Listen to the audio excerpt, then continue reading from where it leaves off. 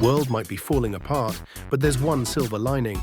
And Just Like That, the series that followed the movies that followed the original Sex and the City series, finally got the axe. And honestly, thank God. Since Hollywood decided to murder originality and bet everything on remakes and reboots, we got stuck with this disaster. But first, welcome to Daily Amin. Here, we're all about pop culture, misunderstood rock stars, cinematic masterpieces, music legends, true crime stories, and most of all, talking about them. So go ahead, like this video, drop a comment, share it with your coolest friends, and don't forget to subscribe. So here we are, back in New York in the 2020s, and the first thing I need to tell you is, from episode 1, this show is absolute trash. Samantha isn't part of the gang anymore because of some ridiculous feud with Carrie that's as unbelievable as it is stupid.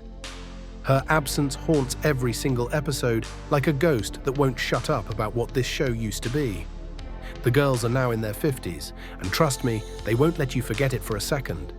They're constantly talking about grey hair, plastic surgery, and menopause like we're too brain dead to figure out they're not 30-something anymore. Instead of giving us an inspiring, funny, even spicy vision of what maturity can look like, and Just Like That presents being 50 as the most boring thing imaginable. No excitement, no passion, just mind-numbing plots that make watching paint dry seem thrilling. Miranda goes back to college for a few episodes with zero consequences. She lands a job we know nothing about. She jumps into toxic relationships with Che, then Joy. Now Miranda only exists as the queer character. That's literally her entire personality. The brilliant, sarcastic lawyer we loved, dead and buried. She's just Cynthia Nixon without the Palestine activism, because God forbid we push boundaries. Charlotte returns to her boring gallery job, which changes absolutely nothing in her sterile life of mind-numbing tedium. She's still as uninteresting and vapid as ever, a glamorized tradwife with rich people problems whose spoiled kids treat her like garbage while she finds it cute. Carrie loses her husband, but since she's incapable of genuine emotion, she speedruns through grief like it's a video game. Then, and this is peak pathetic, she contacts an ex she treated like dirt 20 years ago. And because he has zero self-respect, they get back together for a relationship as flat as unsourced pasta. The show desperately tries to be trendy and woke, but what does that actually mean here? Throw diversity everywhere like confetti, normalize ultra-rare situations, add token characters, and give zero depth to any of it. It's like watching an HR PowerPoint presentation on inclusion, but somehow less entertaining. Let's break down the diversity checklist. Che is an unfunny, non-binary comedian who vanished after 2 seasons because Sara Ramirez's pro-Palestinian activism didn't vibe with the producers. Classy move, guys. Naya is a cold, uninteresting professor played by Karen Pittman, who delivers a performance that makes Jessica Simpson look like Meryl Streep. Lisa is the second black woman in the cast, but don't worry, she's just like the white women, bourgeois and superficial. She's basically Black Charlotte, which is somehow even more insulting. Seema is a real estate agent who should have been Arab given that she's every Middle Eastern New York woman cliché. Rich, generous, and disappointing her parents by being unmarried. But they avoided the Arab character because they'd probably mess that up too. Looking at you, sex, and the city too. Here's what makes my skin crawl. Every white woman gets assigned her own diverse friend, like they're collecting handbags. These friendships are so superficial it hurts. Watching interviews with the new cast members was painful. They were only asked about diversity, proving they're there for optics and literally nothing else. Note that on that show, diversity mostly shows up in details. You see women in hijabs in the background.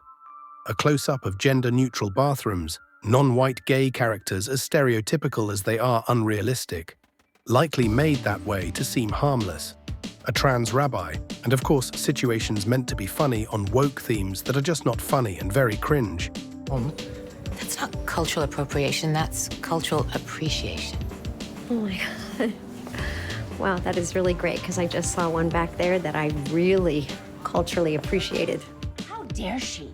You can't just accuse an innocent dog of assault. I'm sorry, that never happened. Mom, believe women. Please don't give me that now. And of course, women are no longer women. Brady got somebody pregnant. Seema, I actually liked you standing up to Carrie and putting her in her place. Sometimes people aren't aware of how insensitive they may seem. And I guess today that could apply to me. Or to you at the restaurant the other day. Me? How was I insensitive? When we were talking about me dating, you said something like, well, no, it wasn't something like, I remember exactly what it was. You said, well, it's great you're still putting yourself out there. Well, it's great you're still putting yourself out there. Good for you, Seema, trying to find yourself a man to marry after all those years of no luck. No, that's not the way I meant it. No, I'm sure, but that's how I heard it. You know, if I'm being really honest, maybe you have a point, Carrie. Maybe there's a little part of me that doesn't feel sorry for you. Because at least you found the love of your life and you had him for many wonderful years. And in my eyes, that is something worth still putting yourself out there for. I'm very happy for you, I am. It's just our Hamptons house. Oh my God, I forgot about the Hamptons. Well, I didn't, and I can't do it. I can't be a third wheel, and that's not the summer I signed up for. Well, of course, I totally get it, and I hear you, but he won't be there every week. And I swear you will love him. I'm sure I will. But I won't love how I feel about myself when he's there. When you invited me to dinner, you said, we want to take you to dinner. Carrie, you're already a we. And please, do not think this is only because I can't have dinner in the Hamptons with just the three of us. Although that is part of it. Okay, well, tell me what else it is. What? There's no way to say this without seeming petty or pathetic. Well, you're neither petty nor pathetic. Just say it. From everything I've heard, it sounds to me that you've had these two great loves, and I've had none. No, please don't say I will, because I might not, and I can live with that. But I can't do this summer. That's not true. I could, but I don't want to. I don't want to spend a fortune having this feeling. So I got our deposit back. What? Without talking to me. I didn't want you to lose money. I'm not worried about losing money. I'm worried about losing you. We'll be fine. It's just, I need a little space right now. No, you can't have it. Mm-mm. You know what space gives friends? More space. Seema, please. Really, please don't pull away from me and pretend you don't see me at a salon hair washing bowl. Gina! I know. I'm coming. We'll be fine. We will. I just need some space.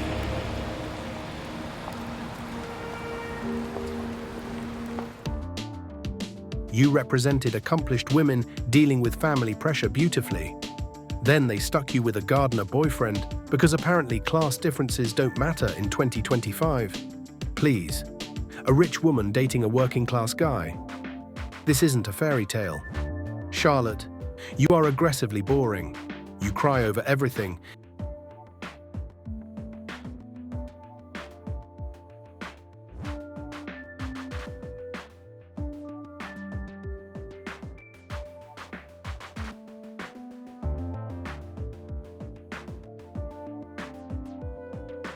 You exist only as a wife or hysterical mother and excel at neither.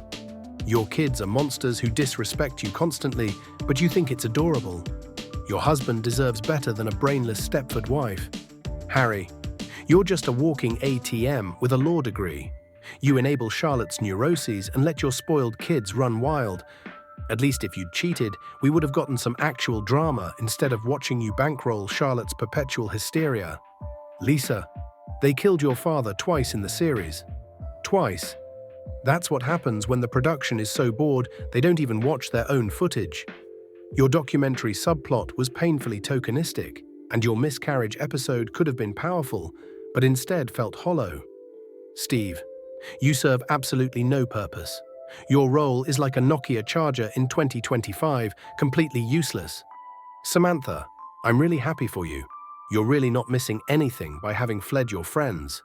Even if, in the series, we see more than ever that only Carrie was your real friend, given how Charlotte and Miranda don't give a damn about your absence, as if you had never existed. It's really good that you're not in the series because, honestly, you have nothing to do here. You're too politically incorrect, too full of problematic takes, and too close to reality to have your place in this overly sanitized universe. I'm glad that Kim Cattrall, the actress who plays you, accepted a big check for a useless cameo on condition that none of your ex-colleagues speak to you. Well played. Now, good luck for the rest of your career. I hope you find a role that isn't just another variation of Samantha Jones, because, let's be honest, you don't have much range as an actress. Sorry. Anthony, you are the least funny, most vulgar, walking cliché on television. Nobody wanted you as more than a guest character, yet here we are with storylines nobody finds interesting or believable. Carrie, you are genuinely the worst female character ever written, and saying that isn't misogynistic, it's just facts. You've actually gotten worse with age, which is impressive in the worst way. Your husband dies in your arms, and you don't call for help. You dismiss the death of your great love in seconds. Everything is about you. You treat Miranda like garbage repeatedly. What did he say? Well, it was months ago, but he said that he would never take his wedding ring off. Till death do you part. Oh, that would be so romantic if it weren't. My life. Why didn't you tell me? Because I didn't want to give you another thing to keep beating yourself up about. And the only reason I am telling you now is to light a fire under you to go talk to him. My downstairs neighbor hates me. My Airbnb neighbor blasts heavy metal all the time. What does that have to do with me? It's hardly like I'm headbanging up there. No, I'm just agreeing. Neighbors are the worst. Is that my last yogurt? You don't eat yogurt. Yes, I do. Since when? Since I'm 50. Whose yogurt did you think it was? I don't know, like a house yogurt. A house yogurt? Okay, come on. I just woke up. I'll get you more. It's just a yogurt. And the last banana? You eat bananas now, too? All you used to have for breakfast was a cigarette. Oh, man, that sounds so good. Why are we stopping? You want the rest of the banana? Oh, sadly, I do. Thank you. Was this my last Mexican Coke? Well, I was having Mexican, so...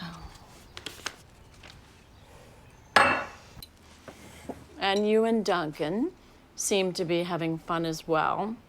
Kind of caught a little vibe there. Saw you across the room laughing and sipping his drink. Yes, I laughed and I sipped a drink. What are you saying? Wait, are you upset? I don't understand what's happening right now. We were just doing a fun little party debrief. Miranda, I'm in a relationship. Well, of course you are. I was just saying it was nice to see you having fun. I don't have fun. I'm not saying anything is going on. It's just, you know what? Never mind. No. Don't do that. It's just, what? It's just sometimes it seems like you're working so hard with Aiden. Well, yes, I guess I am. Not all relationships are effortless. Yes, I got it. I know Joy and I have only been together for what? A few weeks? a month. Well, that's great. Aiden and I are over 20 years in, and it's complicated right now. So yes, maybe I laughed and had a sip of scotch. I am allowed to laugh and sip scotch. Of course you are. That's what I'm saying. No, that's not what you're saying. What are you really saying? Nothing, just... The woman wondered what she had gotten herself into. It's in your book. Well, I know it's in my book. How do you know it's in my book? You left it here this afternoon, and I picked it up to move for the caterer, and I glanced at it. Was I not supposed to read it? I wrote that months ago, like months and months ago. So you're not confused now? It's fiction. It's set in 1846. Oh. Well, I didn't read that far. So it's not you? Well, I'm glad. I'm sorry I said those silly things. You can't be alone for 5 minutes without a man. You went from writer to hosting a terrible podcast and writing novels nobody wants to read. You suck as a friend and even worse as a stepmother. Beyond surface-level issues, and Just Like That suffers from fundamental narrative failure. Losing Samantha didn't just remove a character, it shattered the entire dynamic that made the original work. It's like removing a leg from a table. Everything collapses. In Sex and the City, characters had clear goals. Find love, succeed professionally, flourish sexually. In And Just Like That, what motivates anyone? Without stakes, there's no tension. The show is trapped between contradictory impulses. Create something new while reassuring fans with nostalgia bait. It fails at both. Instead of choosing a strong narrative direction, grief, maturity, reinvention, it tries to tackle 15 subjects simultaneously without exploring any of them properly. And Just Like That is a turkey that's suffocated in its own boredom and contradictions. It's progressivism mixed with crude opulence, featuring characters who don't evolve over 3 years. Funerals look like fashion shows, as if looks were all that mattered in life.